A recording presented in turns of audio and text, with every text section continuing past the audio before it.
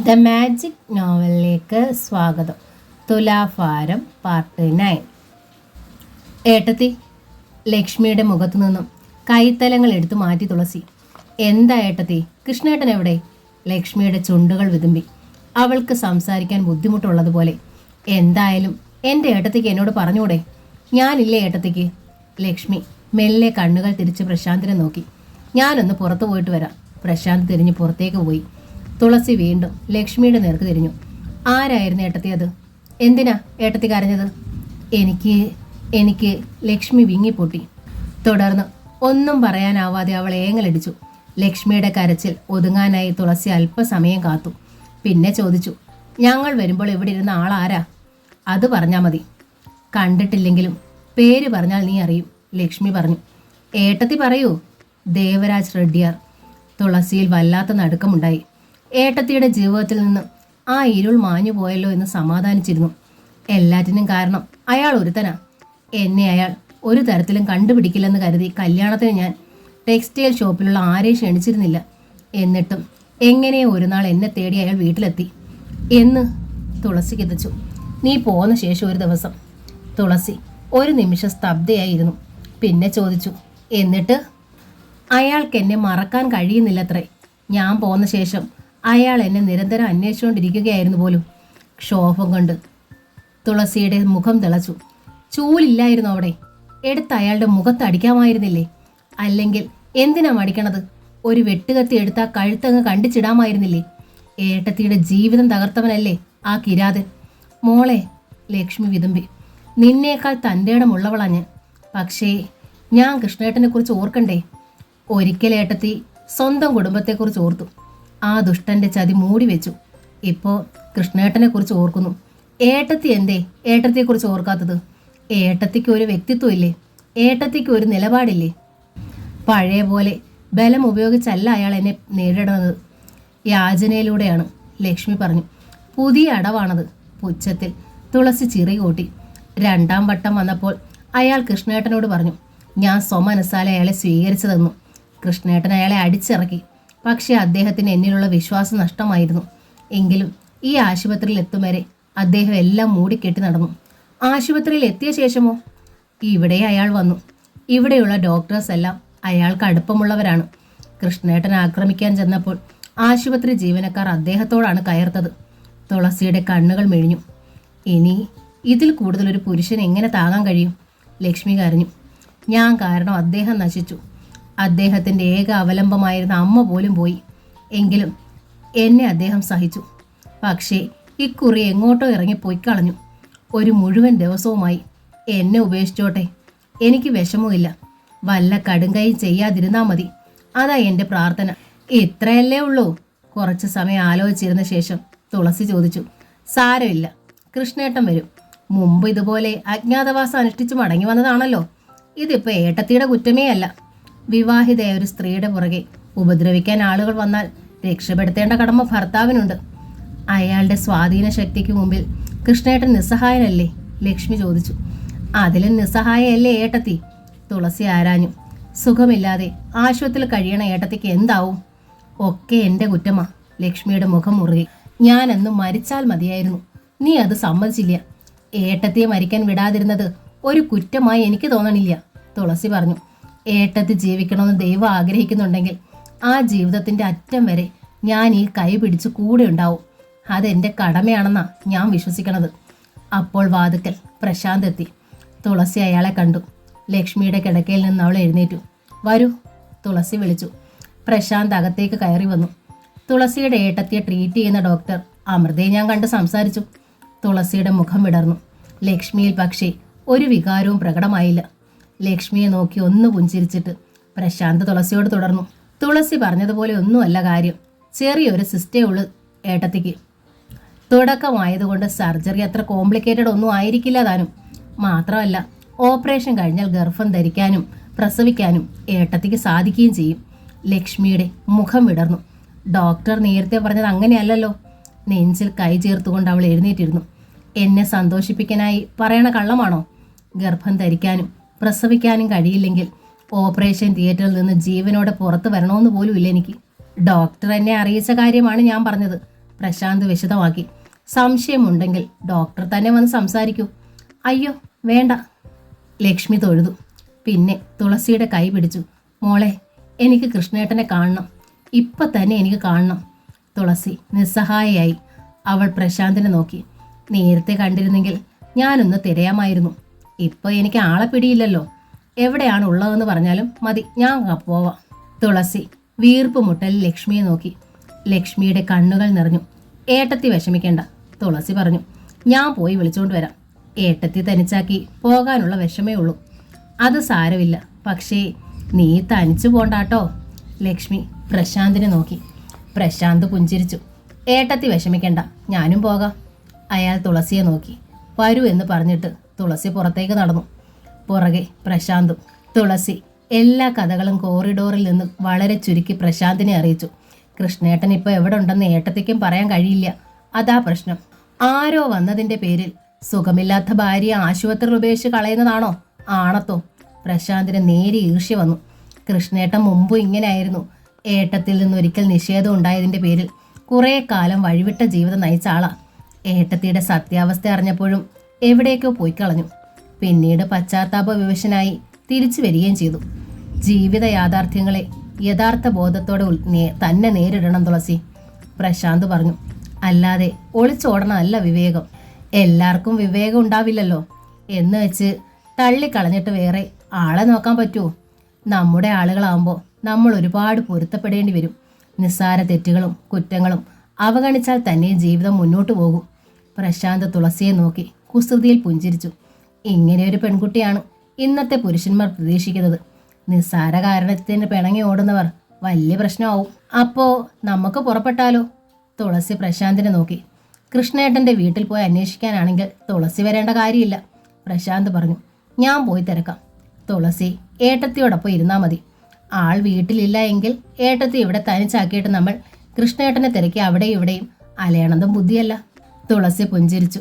Okay, ഞാൻ നിർബന്ധിക്കണില്ല. തുളസിയും കൊണ്ട് യാത്ര പോകാൻ താല്പര്യമില്ലാഞ്ഞിട്ടല്ല, പ്രശാന്ത് പറഞ്ഞു.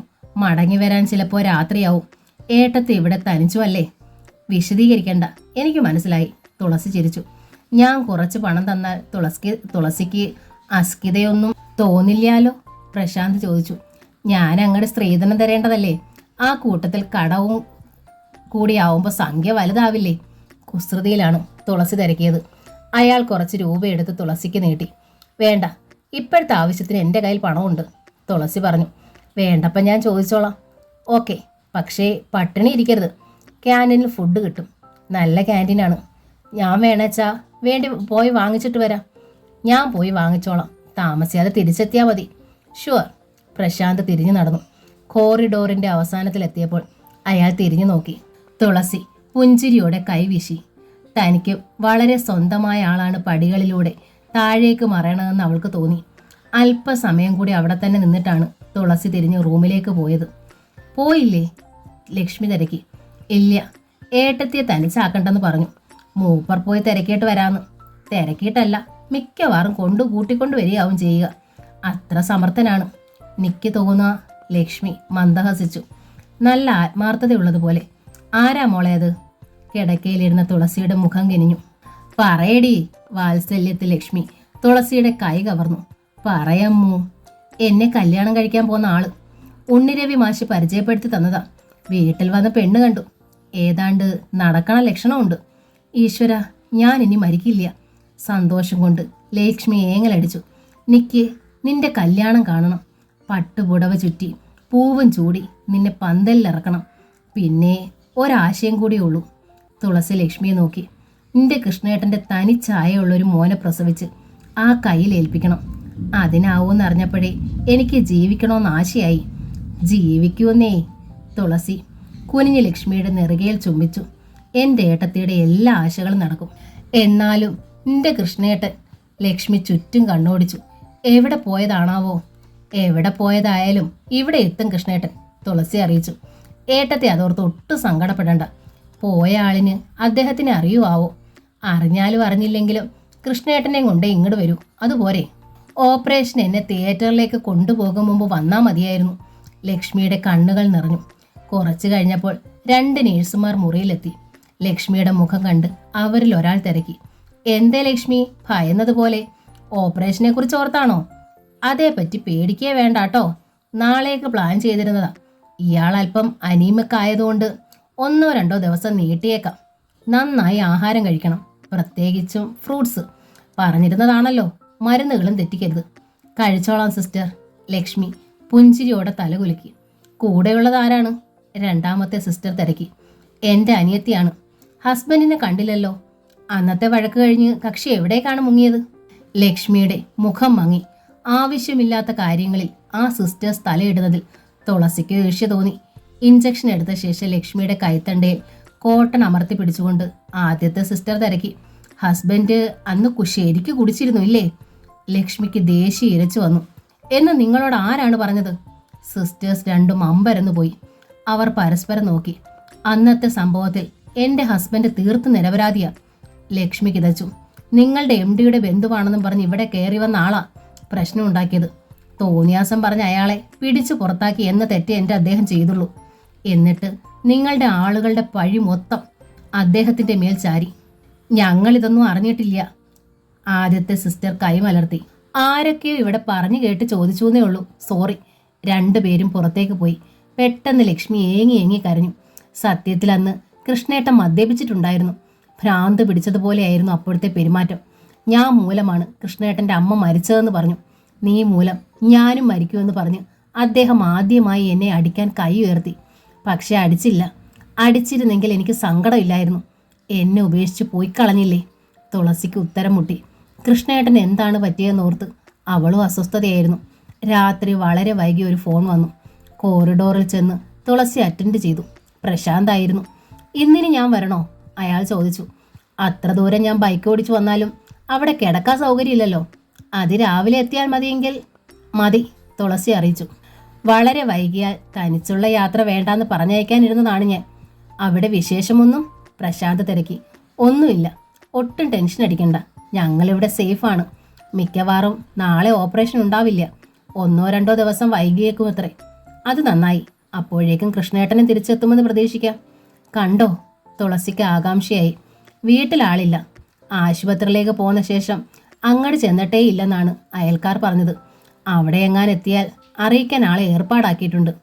തുളസിയുടെ മനസ്സ് തളർന്നു. എവിടേക്കാണാവോ പോയത്? അവളുടെ തൊണ്ടയിടറി. എവിടേക്കായാലും ഞാൻ കണ്ടുപിടിച്ചിരിക്കും. പ്രശാന്ത് ചിരിച്ചു. ആ രാത്രി മുഴുവൻ തുളസി അയാളെക്കുറിച്ചാണ് ഓർത്തത്. ഒരു വിവാഹാലോചനയുടെ ഔപചാരികതയോടെ മറ്റൊരാൾ പരിചയപ്പെടുത്തി തന്ന വ്യക്തിയാണ്. ഇപ്പോഴിതാ അയാൾ തനിക്ക് വളരെ പ്രിയപ്പെട്ട ആരോ ആയിരിക്കുന്നു. എവിടെ നിന്നാണ് വിളിച്ചതെന്ന് പോലും ചോദിച്ചില്ല. ആഹാരം കഴിച്ചുവോ എന്ന് അന്വേഷിച്ചില്ല. എങ്കിലും മനസ്സിൽ ആ മുഖം പതിഞ്ഞിരുന്നു. വെളുപ്പാങ്കാലത്താണ് അവൾ ഒന്നും മയങ്ങിയത്. വാതിലിൽ മുട്ടുകേട്ട് എഴുന്നേറ്റപ്പോൾ സിസ്റ്റേഴ്സ് ആരെങ്കിലും ആവുമെന്നാണ് വിചാരിച്ചത്. വാതിൽ തുറന്നപ്പോൾ മുന്നിൽ നിറപുഞ്ചിരിയോടെ പ്രശാന്ത്, നെറ്റിയിൽ ചന്ദനവര. ഇത്ര നേരത്തെ എത്തിയോ? തുളസിക്ക് അതിശയം. കൈതാരത്തുള്ളൊരു ചങ്ങാതിയുടെ വീട്ടിലായിരുന്നു രാത്രി. 3 മണിക്ക് എഴുന്നേറ്റ് കുളിച്ച് റെഡിയായി ബൈക്കിൽ പോരും വഴി കൈതാരത്തെ വിഷ്ണു ക്ഷേത്രത്തിൽ നിന്ന് ശംഖ് കേട്ടു. വണ്ടി നിർത്തി ക്ഷേത്രത്തിൽ കയറി നിർമാല്യം തൊഴുതു. അതൊക്കെ പുത്തൻ സമ്പ്രദായമാ. മനസ്സിൽ പുതിയ സ്വപ്നങ്ങൾ പ്രവേശിച്ചതിന്റെ ലക്ഷണമാവും. കുസൃതിയിൽ തുളസിയെ നോക്കി പ്രശാന്ത്. തുളസിയുടെ കണ്ണുകളിൽ നാണം കതിരിട്ടു. ടോയ്ലറ്റിലായിരുന്നു ലക്ഷ്മി. ഫ്ലാസ്ക് തരൂ, ഞാൻ പോയി ചായ കൊണ്ടുവരാം. താഴെ ക്യാൻറ്റീൻ തുറന്നിട്ടുണ്ട്. ഫ്ലാസ്ക് കഴുകി പ്രശാന്തിനെ ഏൽപ്പിച്ചു തുളസി. ആശുപത്രിയിലാണെന്ന ഭാവമില്ലായിരുന്നു പ്രശാന്തിന്റെ മുഖത്ത്. ഏതോ സുഖവാസ കേന്ദ്രത്തിലെത്തിയ പ്രതീതി. ഫ്ലാസ്കുമായി അയാൾ പുറത്തേക്ക് നടന്നു. ആരാ വന്നത്? ടോയ്ലറ്റിൽ നിന്ന് വെളിയിൽ വന്ന ലക്ഷ്മി തിരക്കി. ഇന്നലെ വന്ന ആൾ. തുളസിയുടെ മിഴികൾ ആർദ്രമായി. പ്രശാന്ത്? ലക്ഷ്മിയുടെ മുഖവും പ്രസന്നമായി. വന്ന ഉടനെ എങ്ങടാ ഓടിയത്? ചായ വാങ്ങാൻ. നീ അതിനെ ഇങ്ങനെ ഒരു പണിക്കാരൻ്റെ പോലിട്ട് അങ്ങോട്ടും ഇങ്ങോട്ടും ഇട്ട് ഓടിക്കരുത്. ചായയൊക്കെ നമുക്ക് വാങ്ങാവുന്നതല്ലേ ഉള്ളൂ. ഞാൻ ഓടിച്ചതല്ല, ഒക്കെ സ്വന്തം ഇഷ്ടമാണ്. നീ ഭാഗ്യവതിയാ. ആശീർവദിക്കുന്ന സ്വരത്തിൽ ഈറൻ മിഴികളോടെ ലക്ഷ്മി പറഞ്ഞു. എത്ര ആത്മാർത്ഥതയും സ്നേഹവും ഉണ്ടായിട്ടാ ആ കുട്ടി ഇത്ര നേരത്തെ ഇവിടെ എത്തിയത്. ഒരു സമയത്തും നീ അതൊന്നും മറക്കാൻ പാടില്ല. തുളസിയുടെ മിഴികൾ നനഞ്ഞു. ഞാൻ ആരോടും ഒരിക്കലും നന്ദികേട് കാട്ടിയിട്ടില്ല. എന്നോടാണ് എല്ലാവരും. പൊടുന്നനെ ആ സ്വരം ഇടറി. എല്ലാവരെയും പോലെ ആയിരിക്കില്ല മോളെ ഇയാൾ. സ്നേഹപൂർവ്വ ലക്ഷ്മി തുളസിയുടെ ചുമലിൽ തഴുകി. എനിക്കുള്ളതല്ല, എൻ്റെ ജീവനടക്കം ഞാൻ വേണ്ടാന്ന് വെക്കാം. നിനക്കൊരു നല്ല ജീവിതം ഉണ്ടായി കാണാൻ എൻ്റെ കൃഷ്ണേട്ടൻ തിരിച്ചു വന്നില്ലെങ്കിലും നീ സുമംഗലിയായി സന്തോഷവതിയായി ജീവിക്കണത് കണ്ടാൽ മതി എനിക്ക്. അങ്ങനെയൊന്നും പറയരുത്. ലക്ഷ്മിയുടെ കൈ പിടിച്ചു തുളസി. ഒരാൾ എന്തെങ്കിലും നഷ്ടപ്പെടുത്തി മറ്റേയാൾക്ക് നേട്ടം ഉണ്ടാക്കണതിനെ കുറിച്ച് നമുക്കിനി ചിന്തിക്കേണ്ട. നമുക്ക് രണ്ടുപേർക്കും അത് താങ്ങാനാവില്ല. ഏട്ടത്തിയുടെ കൃഷ്ണേട്ടൻ തിരിച്ചു വന്നാലേ എനിക്ക് സമാധാനമായി ജീവിക്കാനാവും. എന്താ ഇവിടെ ഒരു വികാരനിർഭരമായ രംഗം? ഫ്ലാസ്കും തൂക്കി വാതിക്കലെത്തിയ പ്രശാന്ത് ചോദിച്ചു. പതർച്ചയിൽ ലക്ഷ്മിയും തുളസിയും തിരിഞ്ഞു നോക്കി. രണ്ടുപേരും ഒരുപോലെ കണ്ണു തുടച്ചു. Anything wrong? പ്രശാന്ത് തുളസിയെ നോക്കി. ഞാൻ ഇവിടുന്ന് പോകുമ്പോൾ ഇല്ലാതിരുന്ന ഒരു ഖനം ഈ അന്തരീക്ഷത്തിലുണ്ടല്ലോ. അങ്ങനെയൊന്നുമില്ല, തുളസി പറഞ്ഞു. ഏട്ടത്തി കൃഷ്ണേട്ടനെ കുറിച്ച് ഓർത്തുപോയതാ. കൃഷ്ണേട്ടനെ കൊണ്ടുതരുന്ന കാര്യം ഞാൻ ഏറ്റെന്ന് പറഞ്ഞില്ലേ? ഫ്ലാസ്ക് തുറന്ന് 2 കപ്പുകളിൽ ചായ പകർന്നു പ്രശാന്ത്. തൽക്കാലം രണ്ടുപേരും ഈ ചായ കുടിക്ക്. കപ്പുകൾ എടുത്ത് രണ്ടുപേരുടെയും കൈകളിൽ പിടിപ്പിച്ചു അയാൾ. ലക്ഷ്മിക്കും തുളസിക്കുമുള്ള ബ്രേക്ക്ഫാസ്റ്റ് കൂടി വാങ്ങി വെച്ചിട്ടാണ് പ്രശാന്ത് മടങ്ങിയത്. ഒരാഴ്ച ഞാൻ ലീവാ. എവിടെ നിന്നായാലും കൃഷ്ണേട്ടനെ കണ്ടുപിടിച്ചിരിക്കും ഞാൻ. കോറിഡോറിൽ വെച്ച് തുളസിക്ക് വാക്കു കൊടുത്തു. പ്രശാന്ത് പോയി അല്പം കഴിഞ്ഞപ്പോൾ ഉണ്ണിരവി മാഷെത്തി. ഞാൻ വൈകിയോ? തുളസിയുടെ ഏട്ടത്തിയെ തിയേറ്ററിലേക്ക് കൊണ്ടുപോകും മുമ്പ് എത്താൻ വേണ്ടി തിരക്കിട്ടാ ഞാൻ വന്നതേ. ആൾ റൂമിലുള്ളത് ഭാഗ്യം. മുറിയിലേക്ക് കടന്നതും ഫാനിന്റെ വേഗം കൂട്ടിയാണ് മാഷിരുന്നത്. പ്രശാന്ത് വന്നില്ലേ? വന്നിട്ട് പോയി. കൃഷ്ണേട്ടന്റെ കാര്യമൊന്നും തുളസി പറയാൻ പോയില്ല. 10 മിനിറ്റ് കഴിഞ്ഞപ്പോൾ മാഷ് എഴുന്നേറ്റു. ഇനി എനിക്ക് ക്ലാസ്സിൽ പോകേണ്ടതുണ്ട്. കൈതാരം സ്കൂളിലെ അവസാന ക്ലാസ്. തുളസിയിൽ ഞെട്ടലുണ്ടായി. കുട്ടികളോട് യാത്ര പറയണത് ഓർക്കാൻ വയ്യ. അവർക്കറിയും. വൈകിട്ടത്തെ യാത്രയയപ്പിനെ കുറിച്ച് ഓർക്കുമ്പോൾ ദേഹം തളരുക. ഇന്നാണോ യാത്രയയപ്പ്? തുളസി തിരക്കി. അതെ, 2 ആഴ്ച കൂടി ഞാൻ സർവീസിലുണ്ട്. പക്ഷേ ആ 2 ആഴ്ച ഞാൻ അവധി എടുത്തിരിക്കുക. മൂകാംബിയയ്ക്ക് പോണു. അവിടുന്നാകാം പുതിയ യാത്രാ ജീവിതം. തുളസിക്ക് കരച്ചിൽ വന്നു. എല്ലാവരെയും കരയിച്ചുകൊണ്ട് സ്വയം കരഞ്ഞുകൊണ്ട് എന്തിനാ മാഷേ? കരച്ചിൽ ഇവിടെ അവസാനിക്കുക കുട്ടി, ഉണ്ണിരവി പറഞ്ഞു. കരയാൻ വയ്യാഞ്ഞിട്ടാ പോണത്. റിട്ടയർമെന്റ് വരെ കാത്താൽ ആ സമയത്ത് ഞാൻ കരഞ്ഞു പോകും. പ്രായം കൂടുമ്പോൾ മനസ്സിന്റെ കരുത്തും ചോരുമല്ലോ. ഇതിനു മുമ്പേ ജീവിതശൈലി മാറ്റുക. യാത്രികനെ ദുഃഖങ്ങൾ തീണ്ടില്ല. ഉരുളുന്ന ചക്രത്തിൽ പൂപ്പൽ പിടിക്കില്ല എന്ന് കേട്ടിട്ടില്ലേ? വിശ്രമമില്ലാതെ യാത്ര തുടരുന്നവന് ഒരു പുഞ്ചിരിക്കപ്പുറം ബന്ധങ്ങളൊന്നും ഉണ്ടാവില്ല. ബന്ധങ്ങൾ ദുഃഖമാണ്. നോക്ക്, ഇനി മിക്കവാറും നമ്മൾ കാണില്ല. കോറിഡോറിലൂടെ മാഷ് നടന്നുപോയി. കരയാതിരിക്കാൻ തുളസിക്ക് ബന്ധപ്പെടേണ്ടി വന്നു. മുറിയിലെത്തിയതും അവൾ ലക്ഷ്മിയുടെ മടിയിലേക്ക് മുഖമണച്ചു കിടന്നു. ഉച്ച കഴിഞ്ഞപ്പോൾ അവർ രണ്ടുപേരെ അത്ഭുതപ്പെടുത്തിക്കൊണ്ട് ഏട്ടൻ മുരളിയും ഏട്ടത്തി അമ്മ ചന്ദ്രികയും വാതിൽ കടന്ന് അകത്തു വന്നു. കരഞ്ഞുകൊണ്ട് ചന്ദ്രിക ലക്ഷ്മിയെ കെട്ടിപ്പിടിച്ചു കരഞ്ഞു. എന്തിനാ കരയണത്? ഈ ഒരു ചെറിയ ഓപ്പറേഷനാ, പേടിക്കാനൊന്നും ഇല്ല എന്നാ ഡോക്ടർ പറഞ്ഞത്. ലക്ഷ്മി ചന്ദ്രികയെ ആശ്വസിപ്പിച്ചു. എന്നാലും ലക്ഷ്മി ഒന്നും എഴുതിയില്ലല്ലോ. ചന്ദ്രിക കണ്ണു തുടച്ചു. മുമ്പത്തെ പോലെ അല്ലല്ലോ. എന്ത് കാര്യമായാലും ഓടി വരാൻ വീട്ടിലിപ്പോൾ ഞാനില്ലേ. ഇന്ന് രാവിലെയാ കൃഷ്ണചന്ദ്രന്റെ കത്ത് കിട്ടിയത്. അപ്പോൾ തന്നെ പുറപ്പെടുകയായിരുന്നു ഞങ്ങൾ. സന്തോഷത്തിന്റെ ഒരു ഞെട്ടലും വിങ്ങലും ഉണ്ടായി ലക്ഷ്മിക്ക്. കൃഷ്ണേട്ടന്റെ കത്തോ? കൃഷ്ണേട്ടൻ എഴുതിയിരുന്നോ? ആ, ചന്ദ്രിക തലയാട്ടി. കൃഷ്ണചന്ദ്രനെങ്കിലും അത് തോന്നിയല്ലോ. ഓർക്കാപ്പുറത്തായിരുന്നത് കൊണ്ട് കയ്യിൽ കാശൊന്നും ഇല്ലായിരുന്നു. പിന്നെ പലരോടും കടം മേടിച്ചാ പോകുന്നത്. ലക്ഷ്മി അർത്ഥഗർഭമായി തുളസിയെ നോക്കി. ഇങ്ങോട്ട് വന്നില്ലെങ്കിലും കൃഷ്ണേട്ടൻ നിന്നെ വിവരം അറിയിച്ചല്ലോ. ഇപ്പൊ കേട്ടില്ലേ, വീട്ടിലും വിവരം അറിയിച്ചിരിക്കണു. പിണക്കമാണെങ്കിലും ഉള്ളിൽ സ്നേഹമുണ്ട്, അതിന് സംശയമില്ല. ലക്ഷ്മിയുടെ വാക്കുകൾ ശ്രദ്ധിച്ച ചന്ദ്രിക ചോദിച്ചു, എന്തേ കൃഷ്ണചന്ദ്രൻ ഇങ്ങോട്ട് വന്നില്ലേ? ഈ സമയത്ത് ലക്ഷ്മിയെ തനിച്ചാക്കി പോകാൻ എന്താ കാരണം? തുളസി ഉണ്ടാച്ചാലും ഭർത്താവ് ഒപ്പമുള്ളതല്ലേ ഏത് പെണ്ണിനും ഒരു ആശ്വാസം. അതും ഇത്തരം ഒരവസ്ഥയിൽ. എന്തെങ്കിലും അത്യാവശ്യം ഉണ്ടായിട്ടുണ്ടാവും. ലക്ഷ്മി കൃഷ്ണചന്ദ്രനെ ന്യായീകരിക്കാൻ ശ്രമിച്ചു. ഇല്ലാതെ കൃഷ്ണേട്ടൻ വൈകില്ല. എന്തത്യാവശ്യം? ചന്ദ്രിക ചോദിച്ചു. ഭാര്യയ്ക്ക് ഒരു വല്ലായിക വന്നാൽ ഭർത്താവല്ലേ വേണ്ട അരികിൽ നിൽക്കാൻ. അതിനേക്കാൾ വലുതായി എന്തത്യാവശ്യമോ ഒരു പുരുഷന്? മുരളിയേട്ടനെ കാണ്. എനിക്കൊരു തലവേദന വന്നാൽ എൻ്റെ അരികിൽ നിന്ന് മാറില്ല. ലക്ഷ്മി വല്ലാതെയായി. അവളുടെ മിഴികൾ നനഞ്ഞു. ലക്ഷ്മിയെ വിഷമിപ്പിക്കാൻ പറഞ്ഞതല്ല ഞാൻ, ചന്ദ്രിക തുടർന്നു. എൻ്റെ വിഷമം ഞാൻ പറഞ്ഞു എന്നേ ഉള്ളൂ. കൃഷ്ണചന്ദ്രൻ ആകെയുള്ള ബന്ധു ലക്ഷ്മിയാ. അയാളിൽ എപ്പോഴും ഒരു കടിഞ്ഞാൺ ഉണ്ടാവണം നിനക്ക്. ഇല്ലേച്ചാ ആണുങ്ങളാ, അവർ അവരുടെ വഴിക്ക് പോകും. ലക്ഷ്മി മറുപടി ഒന്നും പറഞ്ഞില്ല. വൈകുന്നേരമായപ്പോൾ യാത്ര പറഞ്ഞ് മുരളിയുമായി ചന്ദ്രിക മടങ്ങി. രാത്രിയിൽ പ്രശാന്ത് എത്തി. കൃഷ്ണേട്ടൻ്റെ വിവരം വല്ലതും? ലക്ഷ്മി തിരക്കി. അവളുടെ കണ്ണുകളിൽ ഭീതിയും സങ്കടവും നിഴലിച്ചു. കൃഷ്ണേട്ടൻ്റെ ഓഫീസിൽ തിരക്കിയപ്പോൾ ടൂറിലാണെന്നാണ് അറിഞ്ഞത്. എങ്ങനെയും 2 ദിവസത്തിനുള്ളിൽ എത്താൻ സാധ്യതയുണ്ട്, പ്രശാന്ത് അറിയിച്ചു. പിന്നെ കണ്ണുകൊണ്ട് അയാൾ തുളസിയോട് പുറത്തേക്ക് വരാൻ ആംഗ്യം കാണിച്ചു. പ്രശാന്തിൻ്റെ പുറകെ തുളസി കോറിഡോറിലെത്തി. തുളസി, ബഹളം വെക്കില്ലെങ്കിൽ ഞാനൊരു കാര്യം പറയാം. പ്രശാന്ത് ശബ്ദം താഴ്ത്തി. ബീച്ചിൽ ഒരു മൃതദേഹം അടിഞ്ഞിരിക്കുന്നതായി കേട്ടു. ഇപ്പോൾ ജഡം പോലീസ് കസ്റ്റഡിയിലാണ്. ആളെ തിരിച്ചറിഞ്ഞിട്ടില്ല. മുഖമാണെങ്കിൽ തിരിച്ചറിയാൻ പറ്റുന്ന അവസ്ഥയിലുമല്ല. പക്ഷെ ആൾ ചെറുപ്പമാണ്. പാൻറ്റും ഷർട്ടുമാണ് വേഷം. സാമാന്യം വെളുത്തിട്ടുമാണത്രേ. തുളസിയുടെ മുഖം വലിഞ്ഞു മുറുങ്ങി. കണ്ണുകളിൽ ഭീതി ആളി. നാളെ നമുക്കൊന്ന് പോയി കണ്ടു നോക്കിയാലോ? ഏട്ടത്തി അറിയണ്ട. ഈശ്വര എന്ന നിലവിളിയോടെ തുളസി പെട്ടെന്ന് പ്രശാന്തിൻ്റെ ദേഹത്തേക്ക് കുഴഞ്ഞു വീണു. തുളസി, അവളുടെ ചുമലിൽ തട്ടി പ്രശാന്ത് വിളിച്ചു. പ്ലീസ്, മറ്റുള്ളവർ കാണും. നമ്മൾ സ്വയം നിയന്ത്രിച്ചേ മതിയാകൂ. പ്രശാന്തിൻ്റെ ദേഹത്തുനിന്ന് മുഖമെടുത്ത് തുളസി അല്പം പിന്നോട്ട് മാറി. കൃഷ്ണേട്ടനെ ഓർത്തല്ല, നിന്റെ ഏട്ടത്തെ ഓർത്താ ഞാൻ വിഷമിക്കണത്. ജീവിതത്തിൽ ഒരു വീഴ്ച പറ്റിയെങ്കിലും എന്നും അവൾ കൃഷ്ണേട്ടനെ മാത്രമേ സ്നേഹിച്ചിട്ടുള്ളൂ. അവൾ എങ്ങനെ ഇത് സഹിക്കും? അത് കൃഷ്ണചന്ദ്രൻ തന്നെയാണെന്ന് നമ്മൾ ഉറപ്പിച്ചിട്ടില്ലല്ലോ. ചാൻസ് ഏട്ടത്തെ അറിയിക്കാതെ നമുക്കൊന്ന് ചെന്ന് കണ്ടു നോക്കാം, പ്രശാന്ത് പറഞ്ഞു. ശരി, പക്ഷേ ഏട്ടത്തിയോട് എന്ത് പറഞ്ഞിട്ടാ ഇവിടെ നിന്ന് പുറത്ത് കിടക്കുക? തുളസി പ്രശാന്തിനെ നോക്കി. നമ്മളൊരു ഷോപ്പിങ്ങിന് പോകുന്നു പറയുന്നു, പ്രശാന്ത് പറഞ്ഞു. ആശുപത്രിയല്ലേ, എന്തെല്ലാം ആവശ്യങ്ങളുണ്ട്. മടങ്ങി വരുമ്പോൾ നമ്മൾ എന്തെങ്കിലുമൊക്കെ വാങ്ങിക്കൊണ്ട് വരുന്നു. ഏട്ടത്തിക്കൊരു സംശയവും തോന്നില്ല. സാധനങ്ങൾ വാങ്ങാൻ എൻ്റെ കയ്യിൽ രൂപയൊക്കെ കുറവാണ്. ആശുപത്രിയിലും ചിലവുണ്ടാകില്ലേ? ആവശ്യത്തിനുള്ള പണമേ എൻ്റെ കയ്യിലുള്ളൂ.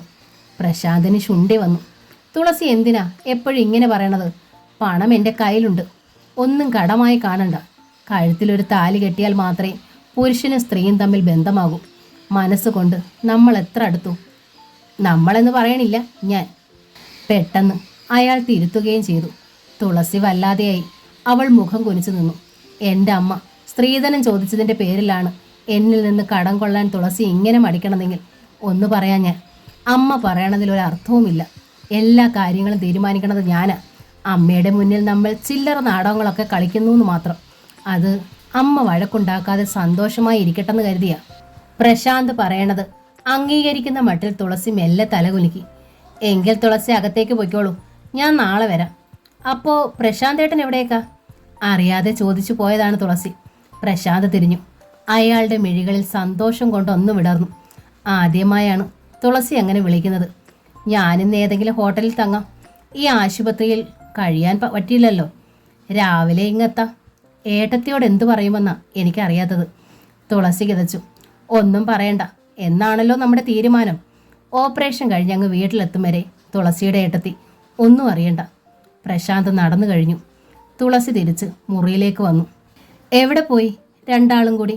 ലക്ഷ്മി തിരക്കി. എങ്ങും പോയില്ല, കോറിഡോറിൽ നിന്ന് സംസാരിക്കുകയായിരുന്നു ഞങ്ങൾ, തുളസി പറഞ്ഞു. നാളെ ഓപ്പറേഷൻ നടക്കില്ലെങ്കിൽ നമുക്കിവിടെ അടുത്തുള്ള ക്ഷേത്രത്തിലൊന്ന് പോകാമായിരുന്നു, ലക്ഷ്മി അറിയിച്ചു. ഇവിടെ അടുത്ത് ക്ഷേത്രമുണ്ടോ? തുളസി ചോദിച്ചു. ഉണ്ട്, എന്നും വെളുപ്പിനെ കൊട്ടും മേളവും കേൾക്കാറുണ്ട്. സന്ധ്യകളിൽ ദീപാരാധനയുടെ പഞ്ചവാദ്യവും. വലിയ അമ്പലമാവണം. നാളെ ഓപ്പറേഷൻ ഉണ്ടാവില്ലെന്നാ സിസ്റ്റർ പറഞ്ഞത്. അങ്ങനെയെങ്കിൽ അത് രാവിലെ നമുക്ക് പോകാം. കലണ്ടറിൽ ഞാൻ നോക്കി. നാളെ കൃഷ്ണേട്ടൻ്റെ പക്കപ്പിറന്നാളാ. ഒരു പുഷ്പാഞ്ജലി കഴിപ്പിക്കണമെന്നുണ്ട്. തുളസിയിൽ ഒരു നടുക്കമുണ്ടായി. നാളത്തെ മുഖത്തെ ഭാവമാറ്റം ലക്ഷ്മി കണ്ടുപിടിക്കാതിരിക്കാൻ അവൾ പ്രയത്നിച്ചു. കൈതാരത്ത് വെച്ച് പക്കപ്പിറന്നാൾ തോറും ശാസ്താവിന് നിരഞ്ജനം കഴിപ്പിക്കുമായിരുന്നു ഞാൻ, ലക്ഷ്മി തുടർന്നു. വല്ലാത്ത ഗ്രഹപ്പിഴ കാലമാണത്രേ. ശനി 7ാം സ്ഥാനത്താണ് പോലും. തനിക്കോ തനിക്ക് തുല്യമായവർക്കോ അപകടം പിണയാമത്രേ. തുളസിയുടെ മുഖത്ത് ഭീതി നിഴലിച്ചു. പ്രശാന്ത് ഏട്ടൻ്റെ ശങ്ക സത്യമായിരിക്കാം. എന്താ നീ ഒന്നും മിണ്ടാത്തെ? ലക്ഷ്മി സംശയത്തിൽ തുളസിയെ നോക്കി. നാളെ വെളുപ്പിന് നമുക്ക് പോകാം, തുളസി സമ്മതിച്ചു. രാത്രി ലക്ഷ്മി ശാന്തമായി ഉറങ്ങുമ്പോൾ ഒരു പോള കണ്ണടയ്ക്കാനാവാതെ തുളസി തിരിഞ്ഞും മറിഞ്ഞും കിടന്നു.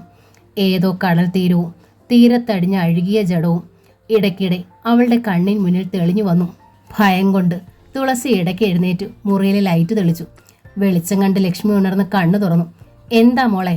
ഒന്നുമില്ല, ഉറക്കം വരാഞ്ഞിട്ടാ. ഇന്നലെ പ്രശാന്ത് പോയിക്കഴിഞ്ഞ് നീ വല്ലാതെ പരവശയായിരിക്കുന്നല്ലോ. രാത്രിയിൽ ഭക്ഷണവും കഴിച്ചില്ല. എന്താ മോളെ പറ്റിയത്? ഏട്ടത്തിയോട് പറ. വല്ലതും പറഞ്ഞ് പ്രശാന്ത് പിണങ്ങിയാണോ പോയത്? ഹേയ്, തുളസി പുഞ്ചിരിക്കാൻ ശ്രമിച്ചു.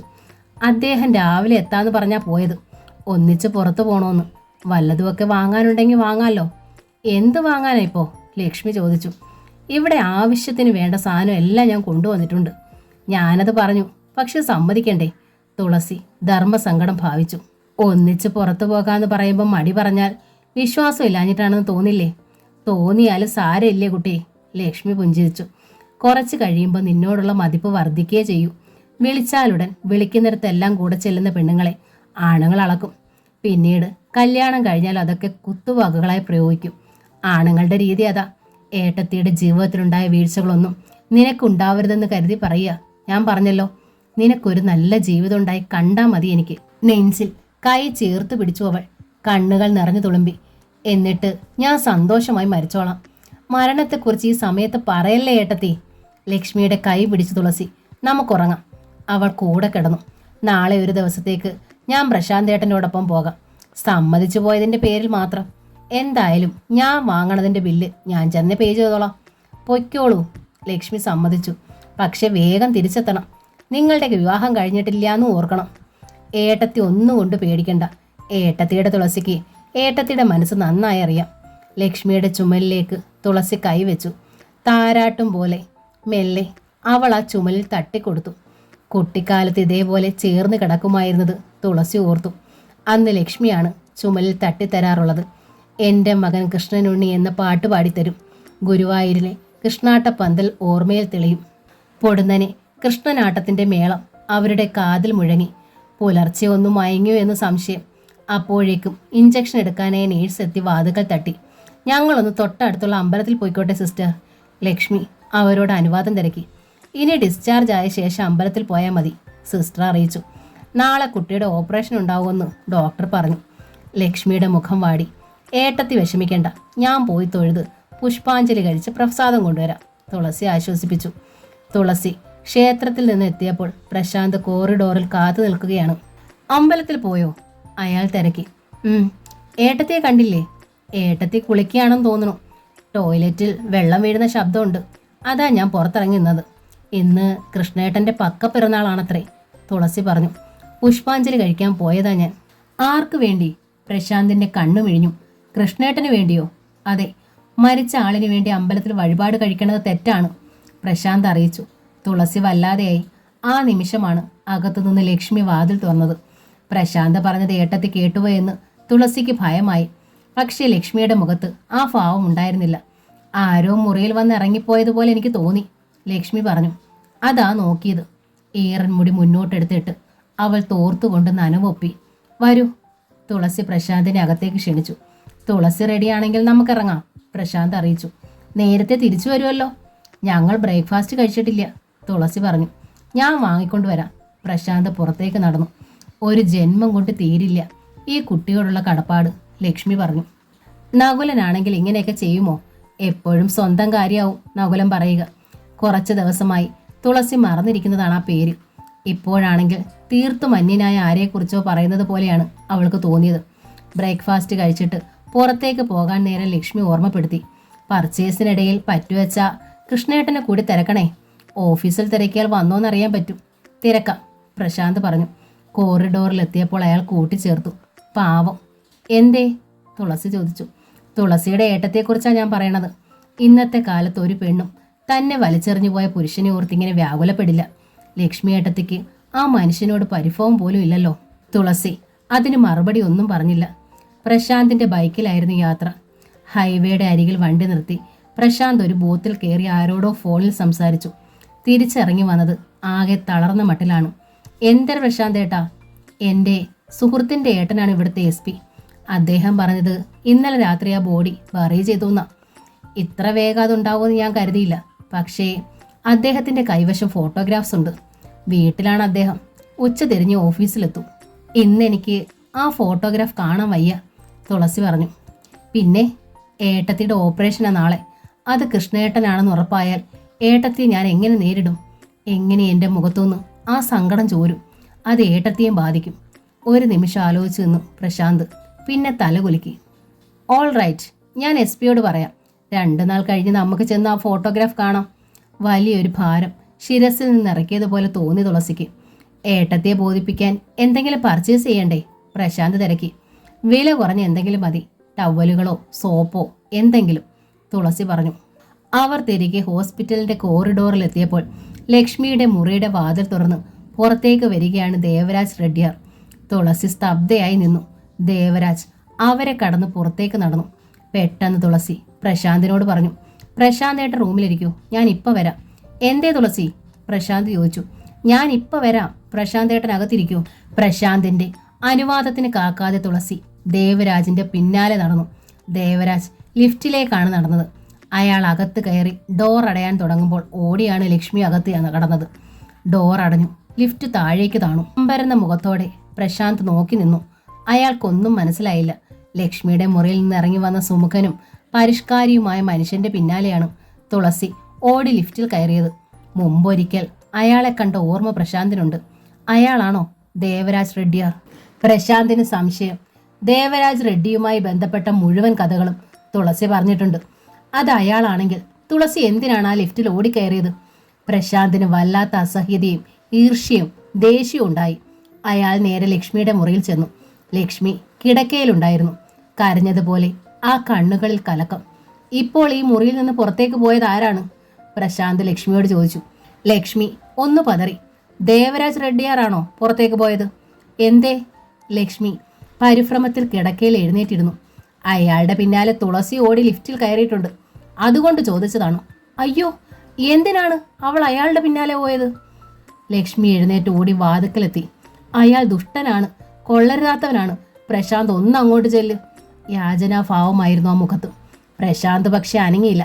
പ്ലീസ് പ്രശാന്ത്, ഒന്ന് ചെല്ലൂ, ലക്ഷ്മി പറഞ്ഞു. എന്തിനും മടിക്കാത്തവനാണ് അയാൾ. എന്ന് വെച്ച് അയാൾ പിടിച്ചു വലിച്ച് ലിഫ്റ്റിൽ കയറ്റിയതല്ലോ, താനെ ഓടി പിന്നാലെ ചെന്നതല്ലേ. അത് അയാൾ ആരാണെന്ന് അവൾക്ക് ശരിക്കും അറിയാഞ്ഞിട്ടാ. പ്രശാന്ത് ഒന്ന് ചെല്ല്, ലക്ഷ്മി തൊഴുതു. പ്രശാന്ത് തിരിഞ്ഞ് കോറിഡോറിലൂടെ നടന്നു. തുളസിയുടെ പ്രവൃത്തി അയാൾക്ക് അപ്പോഴും ന്യായീകരിക്കാൻ കഴിഞ്ഞിരുന്നില്ല. ഒരു നിമിഷം കാത്തു നിന്നിട്ടും ലിഫ്റ്റ് മടങ്ങാൻ വൈകിയതിനാൽ പ്രശാന്ത് തിരിഞ്ഞ് സ്റ്റെയർ കേസിലൂടെ താഴോട്ട് ഓടി. പടികൾ ഓടിക്കയറി അയാൾ താഴെ ഗ്രൗണ്ടിലെത്തിയപ്പോൾ ലിഫ്റ്റിനരികിലെ ചുവരിൽ ചാരി ആകെ തകർന്ന് തുളസി നിൽപ്പുണ്ട്. എവിടെ അയാൾ? പ്രശാന്ത് തുളസിയോട് തിരക്കി. തുളസി പോർച്ചിലേക്ക് കണ്ണുകൾ തിരിച്ചു. പോർച്ചിൽ നിന്നിരുന്ന ഒരു കാറിന്റെ ഡോർ തുറന്ന് അകത്തേക്ക് കയറുകയാണ് ദേവരാജ് റെഡ്ഡിയാർ. അകത്ത് കയറി അയാൾ വാതിലടച്ചതോടെ കാർ പുറത്തേക്ക് ഒഴുകി നീങ്ങി. കിതപ്പോടെ നോക്കി നിൽക്കാനേ കഴിഞ്ഞുള്ളൂ പ്രശാന്തിന്. ഒരു നിമിഷം കഴിഞ്ഞ് അയാൾ തിരിഞ്ഞ് തുളസിയെ നോക്കി. തുളസി അപ്പോഴും ചുവരിൽ ചാരി നിൽക്കുകയാണ്. തുമ്പ് കെട്ടിയിരുന്ന ആ മുടി അല്പം അഴിഞ്ഞു ചിതറിയിരുന്നു. നെറ്റിയിലെ വൃത്തമൊത്ത സിന്ദൂരപ്പൊട്ട് പടർന്നിരുന്നു. മുഖം വിയർപ്പിൽ കുതിരുകയും ചെയ്തിരുന്നു. എന്താണ് ഇവൾക്ക് സംഭവിച്ചത്?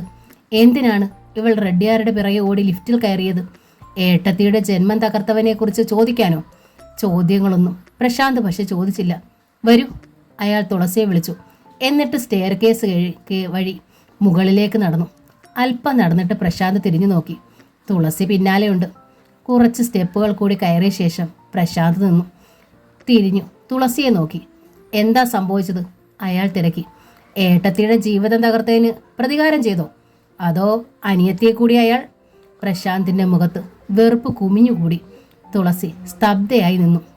ആപൽ ഘട്ടങ്ങളിലെങ്കിലും പെണ്ണുങ്ങൾ സ്വയം തീരുമാനം എടുക്കുകയും അതിനെക്കുറിച്ച് പ്രവർത്തിക്കുകയും ചെയ്യണമെന്ന് വിശ്വസിക്കുന്നവനാ ഞാൻ, പ്രശാന്ത് പറഞ്ഞു. പക്ഷെ ആ തീരുമാനം തെറ്റിയാൽ അവളുടെ ജീവിതം തകർന്ന് തരിപ്പണമാവുകയും ചെയ്യും. എന്തു പറയുന്നു? പ്രശാന്ത് പറഞ്ഞത് മനസ്സിലാകാത്ത ഭാവമായിരുന്നു തുളസിയുടെ മുഖത്ത്. എന്നാൽ ഒരു പുരുഷൻ കൂടെയുണ്ടെങ്കിൽ, അവനെ സ്വന്തം പുരുഷനായി കരുതുന്നുണ്ടെങ്കിൽ പ്രവർത്തിക്കും മുമ്പ് ഒരു അഭിപ്രായം തിരക്കാം, പ്രശാന്ത് അറിയിച്ചു. ഇപ്പോൾ തുളസിക്ക് മനസ്സിലായി. അവൾ മുഖം കുനിച്ചു. സ്വന്തം ബാക്ക്ഗ്രൗണ്ട്സ് എല്ലാം തുളസി എൻ്റെ അടുത്ത് പറഞ്ഞതാണ്. അത് മനസ്സിലാക്കിയ ശേഷമാണ് ഞാൻ താനുമായി അടുത്തതും. ഒരു മുൻകാല ബന്ധം സാധാരണ ഏത് പുരുഷനെയും പിന്തിരിപ്പിക്കാം. പക്ഷേ തുളസി എനിക്ക് മനസ്സിലായി, നകുലിനെ. എങ്കിലും നകുലന്റെ പ്രവൃത്തിയിലാണ് ഞാൻ അനീതി കണ്ടത്. അതുകൊണ്ടാണ് ഞാൻ തുളസി എൻ്റെ ജീവിതത്തിലേക്ക് പിടിച്ചടിപ്പിച്ചത്.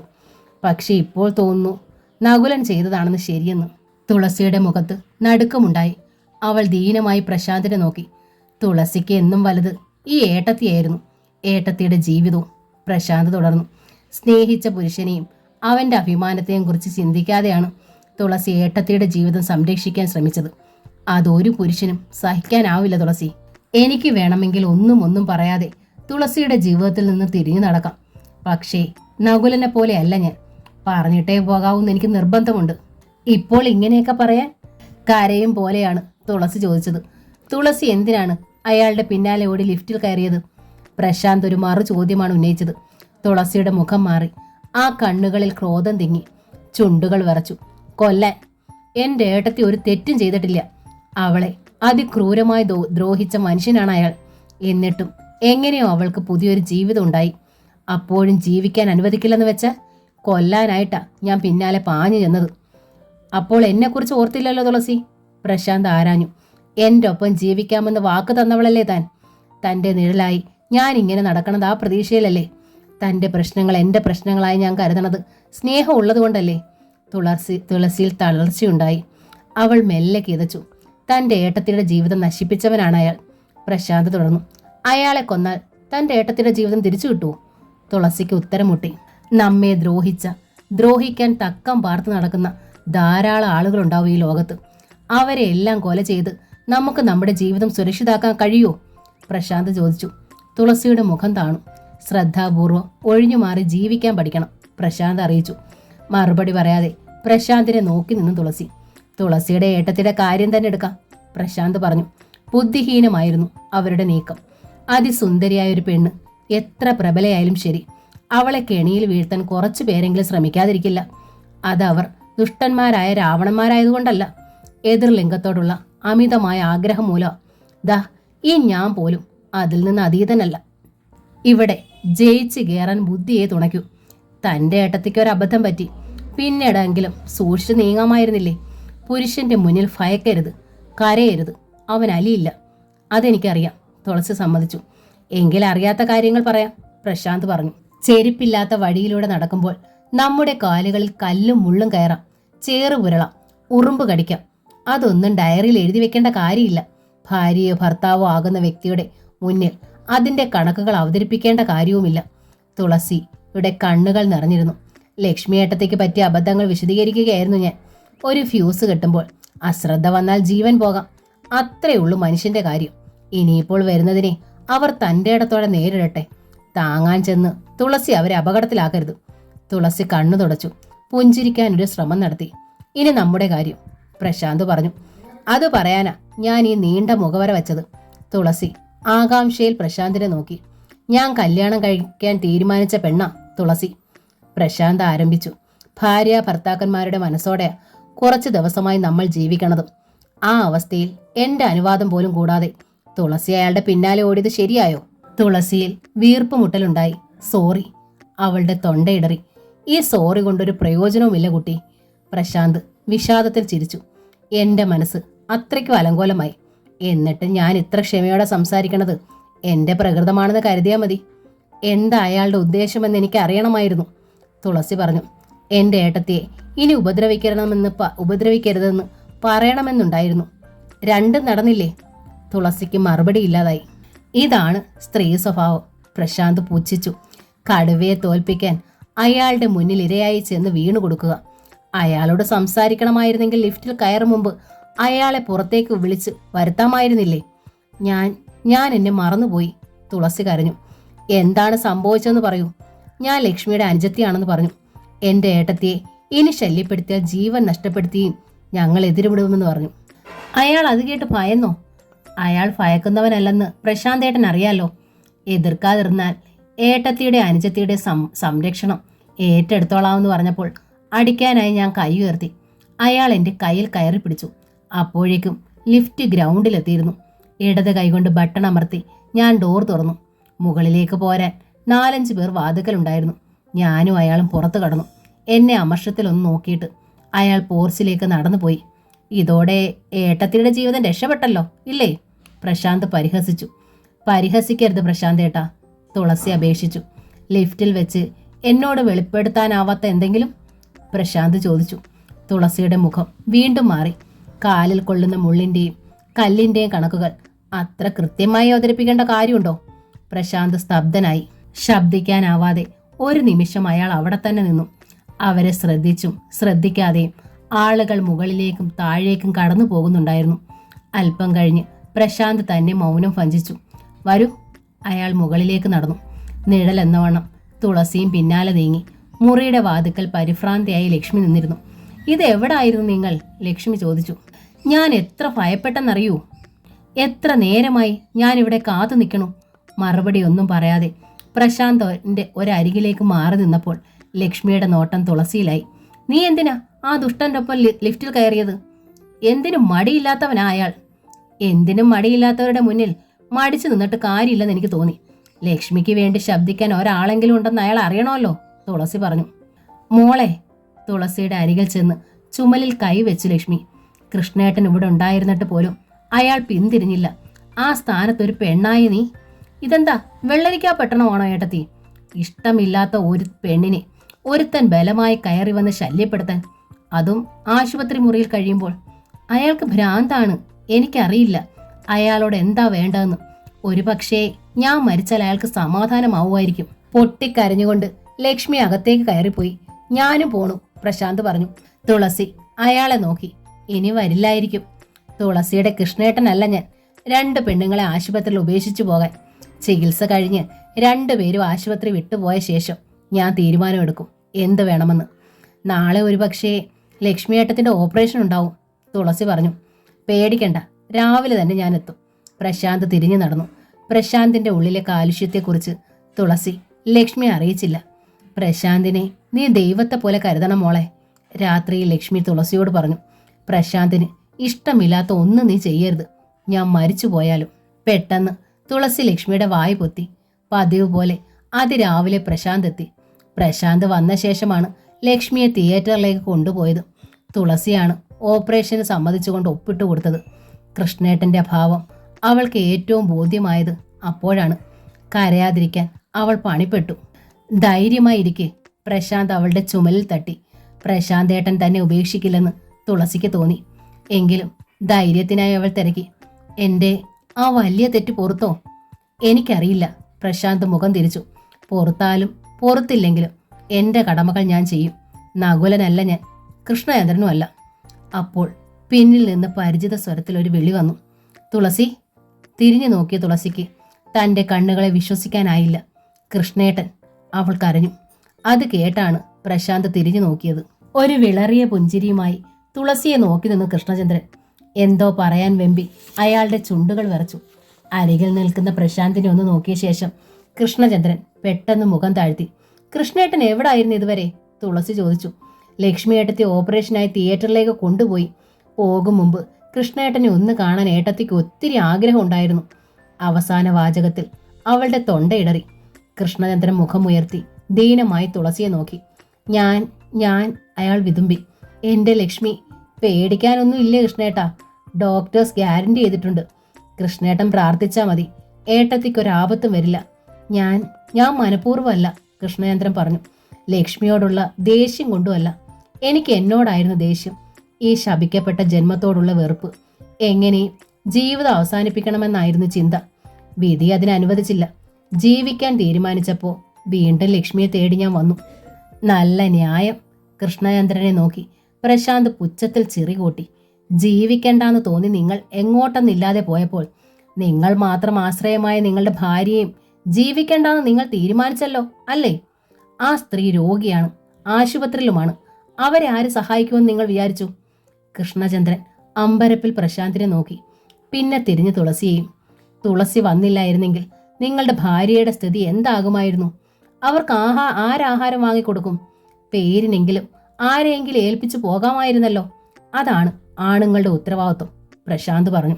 ഏട്ടത്തെ ആശുപത്രിയിലാക്കിയ വിവരം ഒരാൾ മുഖേന കൃഷ്ണേട്ടനെ അറിയിച്ചിരുന്നു. കൃഷ്ണചന്ദ്രനെ ആശ്വസിപ്പിക്കാനാണ് തുളസി അത് പറഞ്ഞത്. പ്രശാന്ത് പക്ഷേ അത് തീരെയും ഇഷ്ടമായില്ല. ന്യായീകരിച്ചോളൂ. അയാൾ മുഖം വെട്ടിത്തിരിച്ചു. ആത്മാർത്ഥതയേക്കാൾ മനുഷ്യരെ വശീകരിക്കണത് ഭംഗിയുള്ള വാക്കുകളാണ്. തുളസി, ആരാണിത്? കൃഷ്ണചന്ദ്രൻ തുളസിയെ നോക്കി.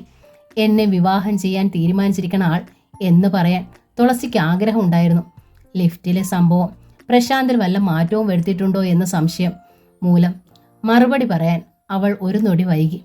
അപ്പോഴേക്കും പ്രശാന്ത് മറുപടി പറഞ്ഞു കഴിഞ്ഞിരുന്നു. ആരുമല്ല ഞാൻ, തുളസിയുടെ ഒരു സഹപ്രവർത്തകന്റെ സ്നേഹിതനാ. അദ്ദേഹത്തിന് അസൗകര്യമായതിനാൽ തുളസിയുടെ സഹായത്തിന് ഞാനെത്തി.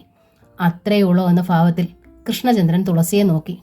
തുലാഭാരം എന്ന നോവലിന്റെ അവസാന ഭാഗം നാളെ അപ്ലോഡ് ചെയ്യുന്നതായിരിക്കും. താങ്ക്